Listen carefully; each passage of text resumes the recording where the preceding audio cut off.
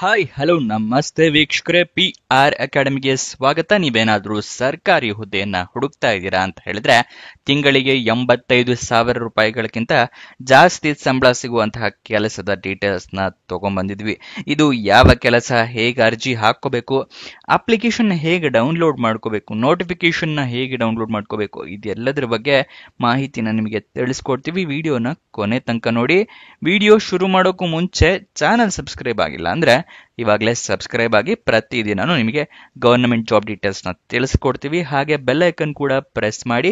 Video upload ಆಗಿದ ತಕ್ಷಣ ನಿಮಗೆ ನೋಟಿಫಿಕೇಶನ್ ಬರುತ್ತೆ. ಆದಷ್ಟು ಬೇಗ ನೀವು ಅರ್ಜಿಯನ್ನ ಹಾಕೋಬಹುದು. ಇವಾಗ ವಿಡಿಯೋನ ಶುರು ಮಾಡೋಣ. ಸರ್ಕಾರಿ ಬ್ಯಾಂಕ್ ಹುದ್ದೆ ಆಗಿರುತ್ತೆ. ಕೆನರಾ ಬ್ಯಾಂಕ್ನವರು ಹುದ್ದೆಗಳಿಗೆ ಅರ್ಜಿಯನ್ನ ಕರೆದಿದ್ದಾರೆ. 1000 ಹುದ್ದೆಗಳು ಖಾಲಿ ಇದೆ.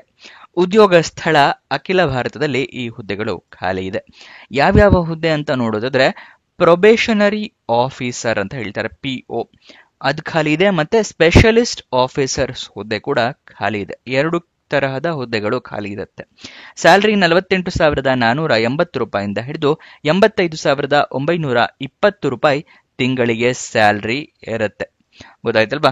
ನೆಕ್ಸ್ಟ್ ಅಪ್ಲಿಕೇಶನ್ ಫೀಸ್, ಅರ್ಜಿ ಶುಲ್ಕವನ್ನ ನೋಡೋದಾದ್ರೆ SC/ST ಕ್ಯಾಂಡಿಡೇಟ್ಸ್ ಗಳಿಗೆ ಮತ್ತೆ PWBD ಅಂದ್ರೆ person with bench mark disability ಅಂದ್ರೆ ಡಿಸೇಬಲ್ಡ್ ಕ್ಯಾಂಡಿಡೇಟ್ಸ್ ಗಳಿಗೆ ಅಥವಾ ಅಂಗವಿಕಲ ಕ್ಯಾಂಡಿಡೇಟ್ಸ್ ಗಳಿಗೆ 175 ರೂಪಾಯಿಗಳಿರುತ್ತೆ. ಆದ್ರೆ ಜನರಲ್ ಕ್ಯಾಟಗರಿ ಅವರಿಗೆ, OBC, EWS ಅಂದ್ರೆ ಎಕನಾಮಿಕ್ ವೀಕರ್ ಸೆಕ್ಷನ್ ಕ್ಯಾಟಗರಿ ಅವರಿಗೆ 850 ರೂಪಾಯಿ ಅಪ್ಲಿಕೇಶನ್ ಫೀಸ್ ಇರುತ್ತೆ. ಆದ್ರೆ ನೀವು ಈ ಅಪ್ಲಿಕೇಶನ್ ಫೀಸ್ ನ ರಿಸರ್ವೇಶನ್ ಪಡ್ಕೋಬೇಕು ಅಂತ ಹೇಳಿದ್ರೆ ಅಂದ್ರೆ SC/ST ಕ್ಯಾಟಗರಿ ಅವರಾಗಿದ್ರೆ ನೀವು ಕಾಸ್ಟ್ ಸರ್ಟಿಫಿಕೇಟ್ ನ ರೆಡಿ ಮಾಡಿ ಇಟ್ಕೊಳ್ಳಿ. PWBD ಕ್ಯಾಟಗರಿ ಅವರಾಗಿದ್ರೆ ಡಿಸಬಿಲಿಟಿ ಸರ್ಟಿಫಿಕೇಟ್ ಅಂದ್ರೆ ಅಂಗವಿಕಲತೆಯನ್ನ ಪ್ರೂವ್ ಮಾಡುವಂತಹ ಪ್ರಮಾಣ ಪತ್ರ ನಿಮ್ಮ ಹತ್ರ ಇರಬೇಕಾಗತ್ತೆ. ಗೊತ್ತಾಯ್ತಲ್ವಾ? ಅಪ್ಲಿಕೇಶನ್ ಫೀಸ್ ನ ನೀವು ಆನ್ಲೈನ್ ಮುಖಾಂತರ ಪೇ ಮಾಡಬೇಕು. ಆಫ್ಲೈನ್ ಮುಖಾಂತರ ಪೇ ಮಾಡೋಕೆ ಅವಕಾಶನ ಕೊಟ್ಟಿರೋದಿಲ್ಲ. ವಿಡಿಯೋದಲ್ಲಿ ಮುಂದಕ್ಕೆ ಹೋಗಿಂತ ಮುಂಚೆ ಇನ್ನು ಲೈಕ್ ಮಾಡಿಲ್ಲ ಅಂದ್ರೆ ನೆನಪಿಸ್ತಾ ಇದ್ದೀನಿ, ದಯವಿಟ್ಟು ಲೈಕ್ ಮಾಡೋದು ಮರಿಬೇಡಿ. ನೀವು ಲೈಕ್ ಮಾಡಿದಾಗ ನಮಗೂ ಕೂಡ ವಿಡಿಯೋ ಮಾಡಬೇಕು ಅಂತ ಪ್ರೋತ್ಸಾಹ ಸಿಗುತ್ತೆ. ಮತ್ತೆ ನಿಮ್ಮ ಫ್ರೆಂಡ್ಸ್ ಅಥವಾ ರಿಲೇಟಿವ್ಸ್ ಯಾರೇ ಜಾಬ್ ಹುಡುಕ್ತಿದ್ರು ಅಂಥವರಿಗೂ ಈ ವಿಡಿಯೋನ ಶೇರ್ ಮಾಡೋದು ಮರಿಬೇಡಿ. ಅವರಿಗೂ ಕೂಡ ಜಾಬ್ ಹುಡುಕೋಕೆ ಹೆಲ್ಪ್ ಆಗುತ್ತೆ. ಇದು ಯಾವ ವೆಬ್ಸೈಟ್ ನಲ್ಲಿ ಜಾಬ್ ಡೀಟೇಲ್ಸ್ ನ ತಿಳಿಸ್ಕೊಡ್ತಾ ಇದೀವಿ ಅಂತ ನೋಡ್ತಾ ಇದ್ದೀರಾ? ನಮ್ಮದೇ ವೆಬ್ಸೈಟ್ ಕಂಡ್ರಿ, prgovernmentjobs.com ಅಂತ ಹೇಳಿ. ಅಂದ್ರೆ prgovtjobs.com ಅಂತ ಹೇಳಿ ನಿಮಗೆ ಹೊಸ ವೆಬ್ಸೈಟ್ ನ ಕ್ರಿಯೇಟ್ ಮಾಡಿದೀವಿ. ಇದರ ಲಿಂಕ್ ಡಿಸ್ಕ್ರಿಪ್ಷನ್ ಮತ್ತೆ ಕಮೆಂಟ್ ಬಾಕ್ಸ್ ನಲ್ಲಿ ಕೊಟ್ಟಿದ್ವಿ. ಏನಕ್ಕೆ ವೆಬ್ಸೈಟ್ ಕ್ರಿಯೇಟ್ ಮಾಡಿದೀವಿ ಅಂದ್ರೆ ಯೂಟ್ಯೂಬ್ ನಲ್ಲಿ 2 ರಿಂದ 3 ಜಾಬ್ ಡೀಟೇಲ್ಸ್ ತಿಳಿಸ್ಕೊಡ್ಬೋದು ಪ್ರತಿದಿನಕ್ಕೆ. ಆದ್ರೆ ವೆಬ್ಸೈಟ್ ಕ್ರಿಯೇಟ್ ಮಾಡಿದ್ರೆ ಪ್ರತಿದಿನಕ್ಕೆ ಹಲವಾರು ಜಾಬ್ ಡೀಟೇಲ್ಸ್ ನ ತಿಳಿಸ್ಕೊಡ್ಬೋದು ಅಂತ ಹೇಳಿ ಕ್ರಿಯೇಟ್ ಮಾಡಿದ್ವಿ. ಇದನ್ನ ಸದುಪಯೋಗ ಪಡಿಸ್ಕೊಳ್ಳಿ. ಅದ್ರ ಕಮೆಂಟ್ ಬಾಕ್ಸ್ ಅಥವಾ ಡಿಸ್ಕ್ರಿಪ್ಷನ್ ಇಂದ ಕ್ಲಿಕ್ ಮಾಡಿದ್ರೆ ಈ ರೀತಿ ಒಂದು ಪೇಜ್ ಓಪನ್ ಆಗುತ್ತೆ ನಮ್ಮ ವೆಬ್ಸೈಟ್. ಇಲ್ಲಿ ಕರ್ನಾಟಕ ಗೌರ್ಮೆಂಟ್ ಜಾಬ್ಸ್, ಇಲ್ಲಿ central government 10th pass 12th pass degree jobs, ಈ ತರ ಹಲವಾರು ಕೆಟಗರಿಯ ಜಾಬ್ಸ್ ಇದೆ. ನಿಮ್ಮ ಎಜುಕೇಶನ್ ಕ್ವಾಲಿಫಿಕೇಶನ್ಗೆ ಯಾವ್ದು ಸೂಟ್ ಆಗುತ್ತೆ ನೋಡಿ ಅದನ್ನ ಕ್ಲಿಕ್ ಮಾಡ್ಕೊಳ್ಳಿ. ಸ್ಕ್ರೋಲ್ ಡೌನ್ ಮಾಡಿದ್ರೆ ಕನ್ನಡದಲ್ಲಿ ಕೂಡ ಬಟನ್ಸ್ ಗಳನ್ನ ಕೊಟ್ಟಿದೀವಿ. ಕನ್ನಡ, ಇಂಗ್ಲಿಷ್ ಯಾವ್ದ್ರಲ್ಲಿ ಬೇಕಾದ್ರೂ ಕ್ಲಿಕ್ ಮಾಡಬಹುದು. ಸ್ಕ್ರೋಲ್ ಡೌನ್ ಮಾಡಿದ್ರೆ ಇಲ್ಲಿ Karnataka government jobs, central government 10th pass jobs ನ ಲಿಸ್ಟ್ ಗಳನ್ನ ಕೊಟ್ಟಿದೀವಿ. ಇಲ್ಲಿ ಎಲ್ಲಾ ಲಿಸ್ಟ್ ನ ನೋಡ್ಕೋಬಹುದು. ಇಲ್ಲಿ ಸ್ಕ್ರೋಲ್ ಡೌನ್ ಮಾಡ್ಕೊಂಡು ನೋಡ್ಕೋಬಹುದು. ಮೊಬೈಲ್ ನಲ್ಲಿ ಆಗಿದ್ರು ಅಷ್ಟೇ ಇದನ್ನ ಸ್ಕ್ರೋಲ್ ಡೌನ್ ಮಾಡಿದ್ರೆ ನಿಮಗೆ ಡೀಟೇಲ್ಸ್ ಸಿಗುತ್ತೆ. ಕೆಳಗಡೆ ಮೋರ್ ಜಾಬ್ಸ್ ಅಂತಿದೆಯಲ್ಲ, ಇದನ್ನ ಕ್ಲಿಕ್ ಮಾಡಿದ್ರೆ ಇನ್ನು ಹಲವಾರು ಜಾಬ್ಸ್ ಓಪನ್ ಆಗುತ್ತೆ. ಕರ್ನಾಟಕ ಗೌರ್ಮೆಂಟ್ ಇಂದು, ಸೆಂಟ್ರಲ್ ಗೌರ್ಮೆಂಟ್ ಮತ್ತೆ 10th ಪಾಸ್ ಜಾಬ್ಸ್ ಇಂದು ಹಲವಾರು ಜಾಬ್ಸ್ ಡೀಟೇಲ್ಸ್ ಓಪನ್ ಆಗುತ್ತೆ. ಅದನ್ನ ಪಡ್ಕೊಳ್ಳಿ ಯಾವ ಜಾಬ್ ಡೀಟೇಲ್ಸ್ ಬೇಕು ಅಂತ. ಆದ್ರೆ ನೀವು ಕೇಳಬಹುದು, ಈ ವೆಬ್ಸೈಟ್ ನಲ್ಲಿ ಜಾಬ್ ಡೀಟೇಲ್ಸ್ ಅಪ್ಲೋಡ್ ಆಗಿದ ತಕ್ಷಣ ನಿಮಗೆ ಹೇಗೆ ಗೊತ್ತಾಗತ್ತೆ ಅಂತ ಹೇಳಿದ್ರೆ ನಾವು ನಿಮಗೆ ವಾಟ್ಸ್ಆಪ್ ಮತ್ತೆ ಟೆಲಿಗ್ರಾಮ್ ಚಾನಲ್ ನಿಂದ ಲಿಂಕ್ ನ ಪ್ರೊವೈಡ್ ಮಾಡ್ತೀವಿ. ಸೊ ಅದನ್ನ ಫಾಲೋ ಮಾಡಿ. ಡಿಸ್ಕ್ರಿಪ್ಷನ್ ಮತ್ತೆ ಕಮೆಂಟ್ ಬಾಕ್ಸ್ ನಲ್ಲಿ ಈ ಸೋಷಿಯಲ್ ಮೀಡಿಯಾ ಚಾನಲ್ಸ್ ನ ಲಿಂಕ್ ಕೊಟ್ಟಿದ್ದೀನಿ ಡಿಸ್ಕ್ರಿಪ್ಷನ್ ನಲ್ಲಿ. ಅಲ್ಲಿಂದ ಕ್ಲಿಕ್ ಮಾಡಿದ್ರೆ ನೀವು ಟೆಲಿಗ್ರಾಮ್ ನ ಜಾಯ್ನ್ ಆಗ್ಬೋದು. ಅಲ್ಲಿಂದನೇ ಕ್ಲಿಕ್ ಮಾಡಿ ವಾಟ್ಸ್ಆಪ್ ಚಾನೆಲ್ ನ ಕೂಡ ಜಾಯ್ನ್ ಆಗ್ಬೋದು. ಪ್ರತಿದಿನ ಜಾಬ್ ಡೀಟೇಲ್ಸ್ ಅಪ್ಲೋಡ್ ಆಗಿದ ತಕ್ಷಣ ಈ ಜಾಬ್ ಡೀಟೇಲ್ಸ್ ಅಪ್ಲೋಡ್ ಆಗಿದೆ, ಇದರ ಲಿಂಕ್ ಅಂತ ಹೇಳಿ ನಿಮಗೆ ಪ್ರೊವೈಡ್ ಮಾಡ್ತೀವಿ. ಮತ್ತೆ ಕೊನೆ ದಿನಾಂಕ ಹತ್ರ ಬರ್ತಿದ್ದಾಗೆ ಈ ಜಾಬ್ಸ್ ಕೊನೆಗೊಳ್ತಾ ಇದೆ ಅಂತ ಹೇಳಿ ಅದರ ಲಿಂಕ್ ಕೊಡ್ತೀವಿ. ನೀವು ಆದಷ್ಟು ಬೇಗ ಅರ್ಜಿಯನ್ನ ಹಾಕೊಳ್ಳಕ್ಕೆ ಹೆಲ್ಪ್ ಆಗುತ್ತೆ. ವಾಟ್ಸ್ಆಪ್ ಮತ್ತೆ ಟೆಲಿಗ್ರಾಮ್ ನ ಜಾಯ್ನ್ ಆಗೋದು ಮರಿಬೇಡಿ. ಇವಾಗ ಸೆಲೆಕ್ಷನ್ ಪ್ರೋಸೆಸ್ ವಿವರನ ತಿಳ್ಕೊಳ್ಳೋಣ. ಮೊದಲನೇದಾಗಿ ಪ್ರಿಲಿಮಿನರಿ ಎಕ್ಸಾಮಿನೇಷನ್ ಇರುತ್ತೆ. ಪ್ರಿಲಿಮ್ ಎಕ್ಸಾಮ್ ಅಂತ ಏನ್ ಹೇಳ್ತೀವಲ್ಲ ಅದಿರುತ್ತೆ. ಅದಾದ ನಂತರ ಮೇನ್ ಎಕ್ಸಾಮಿನೇಷನ್ ಇರುತ್ತೆ. ಇದೆರಡು ಆದ ನಂತರ ಪರ್ಸನಾಲಿಟಿ ಟೆಸ್ಟ್ ಇರುತ್ತೆ. ಆಮೇಲೆ ಇಂಟರ್ವ್ಯೂ ಇರುತ್ತೆ. ಇದಿಷ್ಟು ಸೆಲೆಕ್ಷನ್ ಪ್ರೋಸೆಸ್ ನ ವಿವರ ಆಗಿರುತ್ತೆ. ಗೊತ್ತಾಯ್ತಲ್ವಾ?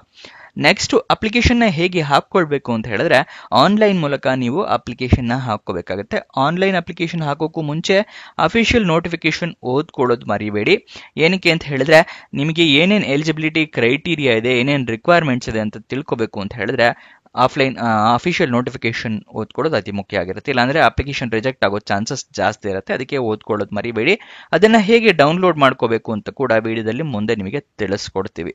ಗೊತ್ತಾಯ್ತಲ್ವಾ? ನೆಕ್ಸ್ಟ್ ಆನ್ಲೈನ್ ಅಪ್ಲಿಕೇಶನ್ ನಲ್ಲಿ ನೀವು ಇಮೇಲ್ ಐಡಿ, ಮೊಬೈಲ್ ನಂಬರ್ನ ಕರೆಕ್ಟ್ ಆಗಿ ಮೆನ್ಷನ್ ಮಾಡಿ. ನಿಮಗೆ ಜಾಬ್ ಸಿಕ್ಕಿದ್ರೆ ಇಮೇಲ್ ಅಥವಾ ಮೊಬೈಲ್ SMS ಮೂಲಕ ಅವರು ಕನ್ಫರ್ಮೇಶನ್ ಮಾಡ್ತಾರೆ ನಿಮಗೆ ಜಾಬ್ ಸಿಕ್ಕಿದೆ ಅಂತ ಹೇಳಿ. ಅದಕ್ಕೋಸ್ಕರ ನೆಕ್ಸ್ಟ್ ಡಾಕ್ಯುಮೆಂಟ್ಸ್ನೆಲ್ಲ ರೆಡಿ ಇಟ್ಕೊಳ್ಳಿ. ID ಪ್ರೂಫ್ ಬೇಕು, ಅಂದ್ರೆ ಫೋಟೋ ಇರುವಂತಹ ID ಬೇಕಾಗುತ್ತೆ. ಅಂದ್ರೆ ಆಧಾರ್ ಕಾರ್ಡ್, ವೋಟರ್ ID ಅಥವಾ ಪಾನ್ ಕಾರ್ಡ್ ಈ ಥರದ್ದು ಇಟ್ಕೊಳ್ಳಿ. ಎಜುಕೇಶನ್ ಕ್ವಾಲಿಫಿಕೇಶನ್ಗೆ ನಿಮ್ಮ ಮಾರ್ಕ್ಸ್ ಕಾರ್ಡು, ಸರ್ಟಿಫಿಕೇಟ್ಸ್ ಎಲ್ಲ ಇಟ್ಕೊಂಡಿರಿ. ಏಜ್ ಪ್ರೂಫ್ಗೆ SSLC ಮಾರ್ಕ್ಸ್ ಕಾರ್ಡು ಮತ್ತೆ ನಿಮ್ಮ ರೆಸ್ಯೂಮೆ ಒಂದು ಇಟ್ಕೊಂಡಿರಿ. ಅಲ್ಲೇನಾದ್ರು ಕೇಳಿದ್ರೆ ಅಪ್ಲಿಕೇಶನ್ ಅಲ್ಲಿ ಅಟ್ಯಾಚ್ ಮಾಡಬಹುದು. ನೆಕ್ಸ್ಟ್ ನೀವೆಲ್ಲ ಈ ಡಾಕ್ಯುಮೆಂಟ್ಸ್ನೆಲ್ಲದನ್ನು ನೀವು ಸ್ಕ್ಯಾನೆಡ್ ಕಾಪೀಸ್ ಇಟ್ಕೋಬೇಕು. ಪ್ರಿಂಟ್ಔಟ್ ತಗೊಂಡ್ರೆ ಉಪಯೋಗ ಆಗೋದಿಲ್ಲ. ಯಾಕಂದ್ರೆ ಆನ್ಲೈನ್ ಅಲ್ಲಿ ಹಾಕೋದ್ರಿಂದ ನೀವು ಮೊಬೈಲ್ನಲ್ಲೇ ಅರ್ಜಿಯನ್ನ ಹಾಕೊಳ್ತೀರಾ ಅಂತ ಹೇಳಿದ್ರೆ ಎಲ್ಲ ಡಾಕ್ಯುಮೆಂಟ್ಸ್ನು ಫೋಟೋ ತಗೊಂಡು ಇಟ್ಕೊಳ್ಳಿ, ನಿಮಗೆ ಉಪಯೋಗ ಆಗುತ್ತೆ. ಸ್ಕ್ಯಾನಿಂಗ್ ಮಾಡಬೇಕು ಅಂತಾನೆ ಏನಿಲ್ಲ.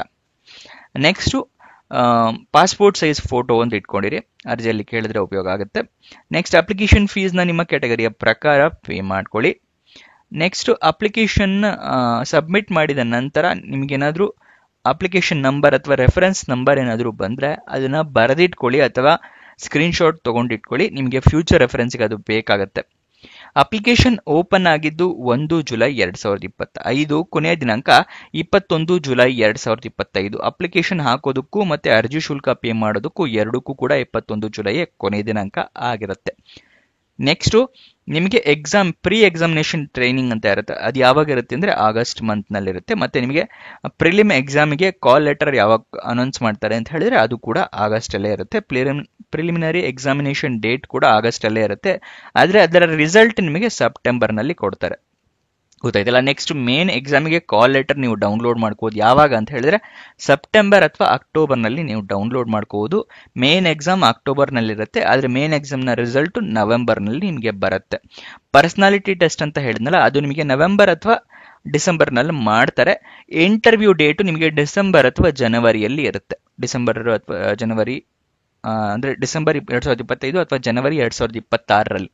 ಗೊತ್ತಾಯ್ತಲ್ವಾ? ನಿಮಗೆ ಪ್ರೊವಿಷನಲ್ ಅಲಾಟ್ಮೆಂಟ್ ಯಾವಾಗ ಆಗುತ್ತೆ ಅಂದ್ರೆ ಜನವರಿ ಅಥವಾ ಫೆಬ್ರವರಿಯಲ್ಲಿ ಆಗುತ್ತೆ. ಒಟ್ಟಿನಲ್ಲಿ ಟೋಟಲ್ ನಿಮಗೆ ಫೆಬ್ರವರಿ ಅಷ್ಟರೊಳಗೆ ಸಿಗುತ್ತೆ. ನಿಮಗೆ ಜಾಬ್ ಏನಾರ ಸಿಕ್ಕಿದ್ರೆ ಅಲ್ಲಿ ತನಕ ವೇಟ್ ಮಾಡಬೇಕಾಗತ್ತೆ ನೀವು ಇಷ್ಟೆಲ್ಲ ಎಕ್ಸಾಮಿನೇಷನ್ ಕಂಪ್ಲೀಟ್ ಮಾಡೋದಕ್ಕೆ. ಸ್ಪೆಷಾಲಿಟಿ ಆಫೀಸರ್ಸ್ಗೂ ಕೂಡ ಸೇಮ್ ಇರುತ್ತೆ. ಗೊತ್ತಾಯ್ತಲ್ವಾ? ರಿಸಲ್ಟ್ ನವೆಂಬರು, ಜನವರಿ, ಫೆಬ್ರವರಿ ತನಕ ಅಲಾಟ್ಮೆಂಟ್ ಆಗುತ್ತೆ. ಸೇಮ್ ಡೇಟ್ ಇರುತ್ತೆ. ನೋಟಿಫಿಕೇಶನ್ ಹೇಗೆ ಡೌನ್ಲೋಡ್ ಮಾಡ್ಕೊಳ್ಳೋದು ಅಂತ ತಿಳಿಸ್ಕೊಡ್ತಾ ಇದ್ದೀನಿ. ಹೋಮ್ ಪೇಜ್ ಇಂದಾನೆ ತಿಳಿಸ್ಕೊಡ್ತೀನಿ ನೋಡಿ. ಇಲ್ಲಿ ಹೋಮ್ ಪೇಜ್ ಅಲ್ಲಿ ನಿಮಗೆ ಸೆಂಟ್ರಲ್ ಗೌರ್ಮೆಂಟ್ ಜಾಬ್ಸ್ ಅಂತ ಇದೆಯಲ್ಲ, ಅದರಲ್ಲಿ ಫಸ್ಟ್ ನೇಮ್ ಇರುತ್ತೆ. ಇಲ್ಲ 2-3 ಕೆಳಗಡೆ ಏನಾದ್ರು 2-3 ಜಾಬ್ಸ್ ಅಪ್ಲೋಡ್ ಮಾಡಿದ್ರೆ ಒಂದು 2-3 ಕೆಳಗಡೆ ಬಂದಿರಬಹುದು. ಇಲ್ಲಿ ಕೆನರಾ ಬ್ಯಾಂಕ್ ಅಂತಿದೆಯಲ್ಲ, ಇದನ್ನ ಕ್ಲಿಕ್ ಮಾಡಿ ಈ ರೀತಿ ಒಂದು ಪೇಜ್ ಓಪನ್ ಆಗುತ್ತೆ. ಇಲ್ಲಿ ಸ್ಕ್ರೋಲ್ ಡೌನ್ ಮಾಡಿ ಫುಲ್ ಕೆಳಗಡೆ ಬಂದ್ರೆ ನಿಮಗೆ ನೋಟಿಫಿಕೇಶನ್ ಅಂತ ಇದೆ. ಇಲ್ಲಿ PO ಅಂತ ಹೇಳಿದ್ರೆ ಪ್ರೊಬೇಷನರಿ ಆಫೀಸರ್ ಇಂದು, ಇದು ಸ್ಪೆಷಲಿಸ್ಟ್ ಆಫೀಸರ್ ಎಂದು 2 ನೋಟಿಫಿಕೇಶನ್ ಇದೆ. ಇಲ್ಲಿ ಕ್ಲಿಕ್ ಮಾಡಿದ್ರೆ ಸಾಕು, ನಿಮಗೆ ಇಲ್ಲಿ ನೋಟಿಫಿಕೇಶನ್ ಓಪನ್ ಆಗುತ್ತೆ. ಇಲ್ಲಿ ನೋಡಿ SO ನೋಟಿಫಿಕೇಶನ್ ಅಂತ ಇದೆ, ಸ್ಪೆಷಲಿಸ್ಟ್ ಆಫೀಸರ್ ನೋಟಿಫಿಕೇಶನ್ ಇದು PO notification, probationary officer notification ಆಗಿರುತ್ತೆ. ಇದರಲ್ಲೆಲ್ಲ ಡೀಟೇಲ್ಸ್ ನ ತಿಳ್ಕೋಬಹುದು. ಅಪ್ಲಿಕೇಶನ್ ಹಾಕೊಳ್ಳೋದಕ್ಕೆ ಇಲ್ಲಿ ಅದರ ಕೆಳಗಡೆನೆ ಇದೆ. ಪ್ರೊಬೇಷನರ್ ಆಫೀಸರ್ಗೆ ಬೇರೆ ಲಿಂಕ್ ಇದೆ, ಸ್ಪೆಷಾಲಿಟಿ ಆಫೀಸರ್ಸ್ಗೆ ಬೇರೆ ಲಿಂಕ್ ಇರುತ್ತೆ. ಇಲ್ಲಿ ಕ್ಲಿಕ್ ಹೇರ್ ಅಂತಿದೆ, ಅದನ್ನ ಕ್ಲಿಕ್ ಮಾಡಬೇಕು. ನಿಮಗೆ ಆ ಅಪ್ಲಿಕೇಶನ್ಗೆ ಲಿಂಕ್ ನ ಕರ್ಕೊಂಡು ಹೋಗುತ್ತೆ. ಇಲ್ಲಿ ಕ್ಲಿಕ್ ಮಾಡಿದ ತಕ್ಷಣ ಈ ರೀತಿ ಪೇಜ್ ಓಪನ್ ಆಗುತ್ತೆ. ನೀವು ಮುಂಚೆನೆ ರಿಜಿಸ್ಟರ್ ಆಗಿದ್ರೆ ಇಲ್ಲಿ ರಿಜಿಸ್ಟರ್ಡ್ ಕ್ಯಾಂಡಿಡೇಟ್ಸ್ ಇಲ್ಲಿ ಕ್ಲಿಕ್ ಮಾಡಿ. ರಿಜಿಸ್ಟರ್ ಆಗಿಲ್ಲ, ಫಸ್ಟ್ ಟೈಮ್ ಅಪ್ಲಿಕೇಶನ್ ಹಾಕ್ತಾ ಇದ್ದೀರಾ ಅಂದ್ರೆ ಕ್ಲಿಕ್ ಹಿಯರ್ ಫಾರ್ ರಿಜಿಸ್ಟ್ರೇಷನ್ ಇದೆಯಲ್ಲ, ಅದನ್ನ ಕ್ಲಿಕ್ ಮಾಡಿ. ಗೊತ್ತಾಯ್ತಲ್ವಾ? ಈಗ ಹೌ ಟು ಅಪ್ಲೈ ಅಂತ ಇದೆಯಲ್ಲ, ಇಲ್ಲಿ ಸ್ಟೆಪ್ಸ್ ಗಳಿರುತ್ತೆ. ಇದನ್ನ ಕ್ಲಿಕ್ ಮಾಡಿದ್ರೆ ನಿಮಗೆ ಹೇಗೆ ಅಪ್ಲೈ ಮಾಡಬೇಕು ಅಂತ ಕೂಡ ಸ್ಟೆಪ್ಸ್ ನ ತೋರಿಸುತ್ತದೆ. ಗೊತ್ತಾಯ್ತಲ್ವಾ? ಅರ್ಜಿಯನ್ನ ಹೇಗೆ ಹಾಕೊಳ್ಬೇಕು ಅಂತ ಹೇಳ್ಬಿಟ್ಟು. ಅಫಿಷಿಯಲ್ ವೆಬ್ಸೈಟ್ ಅಡ್ರೆಸ್ಸು canarabank.com, ಇದು ಅಫಿಷಿಯಲ್ ವೆಬ್ಸೈಟ್ ನ ಅಡ್ರೆಸ್ ಆಗಿರುತ್ತೆ. ಇವಾಗ ವಯೋಮಿತಿಯ ಡೀಟೇಲ್ಸ್ ಏನಿರುತ್ತೆ ಅಂತ ಹೇಳಿ ತಿಳ್ಕೊಳ್ಳೋಣ. ವಯೋಮಿತಿಯ ಡೀಟೇಲ್ಸ್ ನ ನೋಡೋದಾದ್ರೆ ಮಿನಿಮಮ್ 20 ವರ್ಷ ಆಗಿರ್ಬೇಕು. ಆದ್ರೆ ಮ್ಯಾಕ್ಸಿಮಮ್ 30 ವರ್ಷದವರು ಕೂಡ ಅರ್ಜಿಯನ್ನ ಹಾಕೊಳ್ಬಹುದು. 20 ವರ್ಷ ನಿಮಗೆ 1 ಜುಲೈ 2025ಕ್ಕೆ ಆಗಿರ್ಬೇಕಾಗುತ್ತೆ. ಅದರ ನಂತರ 20 ವರ್ಷ ಆಗೋ ಹಾಗಿದ್ರೆ ಅದನ್ನ ನಿಮಗೆ ಕನ್ಸಿಡರ್ ಮಾಡೋದಕ್ಕಾಗೋದಿಲ್ಲ, ಅವರ ಅರ್ಜಿಯನ್ನ ಹಾಕೊಳ್ಳೋದಕ್ಕಾಗೋದಿಲ್ಲ. ಆದರೆ ಕೆಲವೊಂದು ಕೆಟಗರಿಯವರಿಗೆ ವಯೋಮಿತಿ ಸಡಿಲಿಕೆ ಕೊಟ್ಟಿದ್ದಾರೆ. ಒಬಿಸಿ ಕೆಟಗರಿಯವರಿಗೆ 3 ವರ್ಷದ ಸಡಿಲಿಕೆ ಕೊಟ್ಟಿದ್ದಾರೆ. ಅಂದ್ರೆ 33 ವರ್ಷದವ್ರ ತನಕನೂ ಒಬಿಸಿ ಕೆಟಗರಿಯವರು ಅರ್ಜಿ ಹಾಕೋಬಹುದು. ಅದೇ SC ST ಕ್ಯಾಂಡಿಡೇಟ್ಸ್ ಆಗಿದ್ರೆ 5 ವರ್ಷಗಳ ಸಡಿಲಿಕೆ ಕೊಟ್ಟಿದ್ದಾರೆ. ಅಂದ್ರೆ 35 ವರ್ಷದ ತನಕನೂ ಹಾಕೋಬಹುದು. PWD ಅಂದ್ರೆ ಪರ್ಸನ್ ವಿತ್ ಡಿಸಬಿಲಿಟಿ ಅಂಗವಿಕಲ ಕ್ಯಾಂಡಿಡೇಟ್ಸ್ ಗಳಿಗೆ 10 ವರ್ಷದ ಸಡಿಲಿಕೆ ಕೊಟ್ಟಿದ್ದಾರೆ. 40 ವರ್ಷದವರ ತನಕನೂ ಡಿಸೇಬಲ್ಡ್ ಕ್ಯಾಂಡಿಡೇಟ್ಸ್ ಅರ್ಜಿಯನ್ನು ಹಾಕೊಳ್ಬಹುದು. ಆದರೆ ಇದೆಲ್ಲ ಸರ್ಟಿಫಿಕೇಟ್ ನಿಮ್ಮ ಹತ್ರ ಇರಬೇಕಾಗುತ್ತೆ. Disability certificate, SC ST candidates ಗಳಿಗೆ ಕ್ಯಾಸ್ಟ್ ಸರ್ಟಿಫಿಕೇಟ್, ಜಾತಿ ಪ್ರಮಾಣ ಪತ್ರ ಇರಬೇಕಾಗುತ್ತೆ. ಒಬಿಸಿ ಅವರಿಗೂ ಅಷ್ಟೇ ಒಬಿಸಿ ಸರ್ಟಿಫಿಕೇಟು ಮತ್ತು ಕ್ಯಾಸ್ಟ್ ಸರ್ಟಿಫಿಕೇಟ್ ಇರಬೇಕಾಗುತ್ತೆ. ಎಜುಕೇಶನ್ ಕ್ವಾಲಿಫಿಕೇಶನ್ ವಿವರನ್ನ ತಿಳ್ಕೊಳ್ಳೋದಾದ್ರೆ BE ಅಥವಾ BTech ಆಗಿರ್ಬೇಕಾಗುತ್ತೆ, ಅಥವಾ LLB ಆಗಿರ್ಬೇಕಾಗುತ್ತೆ, ಅಥವಾ ಪೋಸ್ಟ್ ಗ್ರಾಜುಯೇಷನ್ ಆಗಿರಬೇಕು, ಇಲ್ಲಾಂದ್ರೆ ಡಿಗ್ರಿ ಅಥವಾ ಗ್ರಾಜುಯೇಷನ್ ಆಗಿರ್ಬೇಕಾಗುತ್ತೆ. ಅದು ಕೂಡ ರೆಕಗ್ನೈಸ್ಡ್ ಯೂನಿವರ್ಸಿಟಿ ಅಥವಾ ರೆಕಗ್ನೈಸ್ಡ್ ಯೂನಿವರ್ಸಿಟಿ ಬೋರ್ಡ್ ಇಂದ ನೀವು ಕಂಪ್ಲೀಟ್ ಮಾಡಿರ್ಬೇಕಾಗತ್ತೆ. ಗೊತ್ತಾಯ್ತಲ್ವಾ ಎಜುಕೇಶನ್ ಕ್ವಾಲಿಫಿಕೇಶನ್. ಇದಿಷ್ಟು ಈ ಜಾಬ್ ನ ಡೀಟೇಲ್ಸ್ ಆಗಿದೆ. ನಿಮಗೆ ಡಿಸ್ಕ್ರಿಪ್ಷನ್ ಮತ್ತೆ ಕಮೆಂಟ್ ಬಾಕ್ಸ್ ನಲ್ಲಿ PR ಗೌರ್ಮೆಂಟ್ ಜಾಬ್ಸ್ ನ ಲಿಂಕ್ ಕೂಡ ಕೊಟ್ಟಿರ್ತೀವಿ. ಮತ್ತೆ ಕೆನರಾ ಬ್ಯಾಂಕ್ ಇದೇ ಪೇಜ್ ಡೈರೆಕ್ಟ್ ಆಗಿ ಓಪನ್ ಆಗುತ್ತಾರೆ ಲಿಂಕ್, 2 ಲಿಂಕ್ ಕೂಡ ಅಲ್ಲಿ ಕೊಟ್ಟಿರ್ತೀವಿ. ಗೊತ್ತಾಯ್ತಲ್ಲ, ಡಿಸ್ಕ್ರಿಪ್ಷನ್ ಮತ್ತೆ ಕಮೆಂಟ್ ಬಾಕ್ಸ್ ನಲ್ಲಿ. ಇನ್ನೊಂದು ಜಾಬ್ ವಿಡಿಯೋ ಜೊತೆ ಸಿಗೋಣ. ಬಾಯ್ ಬಾಯ್.